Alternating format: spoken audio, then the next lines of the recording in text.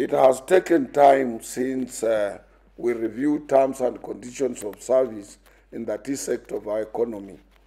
And our CBA of 2021 ended on 31st of December 2021. Since the whole of 2020, we have been having negotiations without coming to an agreement.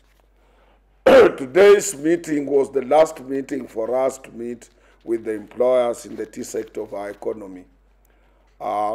Some who have very much obstinate in listening to workers' demands, and those also who are under Kenya Tea Employers Association.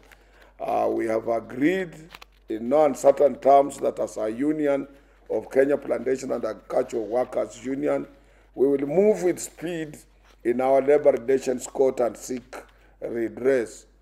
Failure to get an agreement in our courts, then we will take the last resort, which is to drown our tools in those two companies under Kenya Tea Growers Association and Eketara, former Unilever Kenya Limited.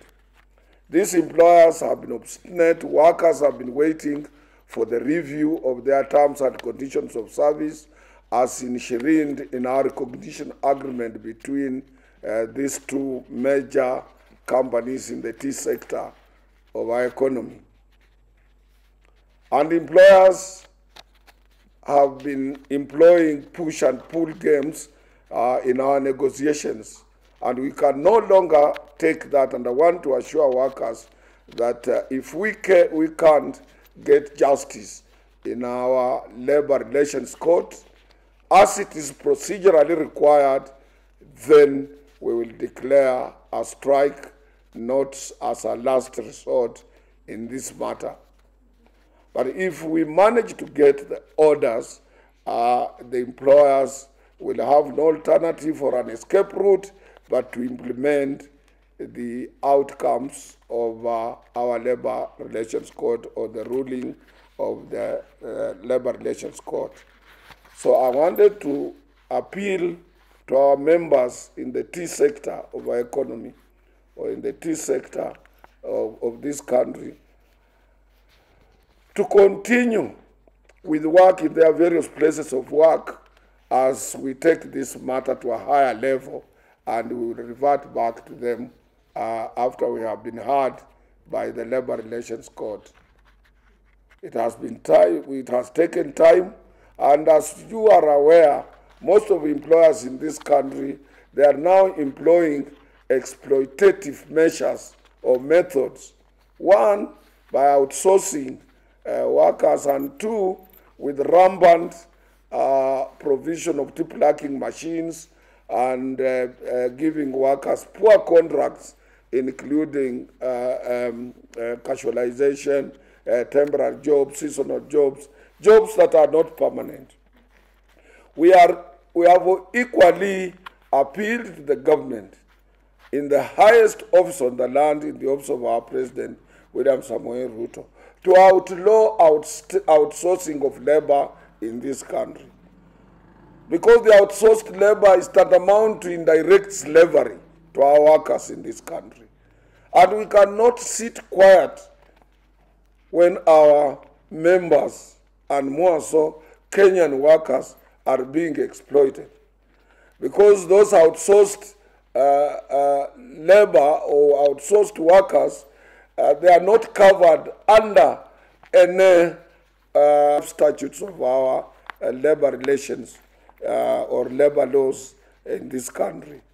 The employers are trying to escape by making sure that our workers are not covered by the 5 pieces of our legislation that protects working men and women in this country.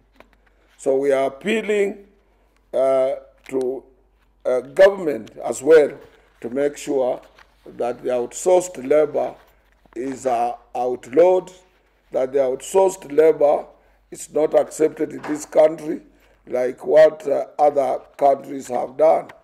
Issues of poor contracts negates the principles of the International Labour Organization on decent jobs, because the International Labour Organization is advocating for member states, to all member states of the ILO, to make sure that the working conditions are covered under the decent work programs in those countries.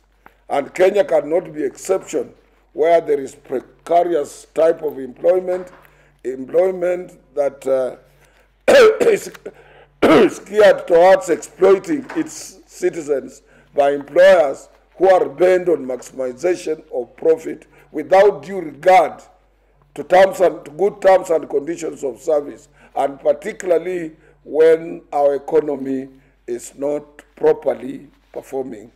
This should be our concerns, this should be our government's concerns, and this should be even our employers' concerns without the involvement of another third party in this particular issue.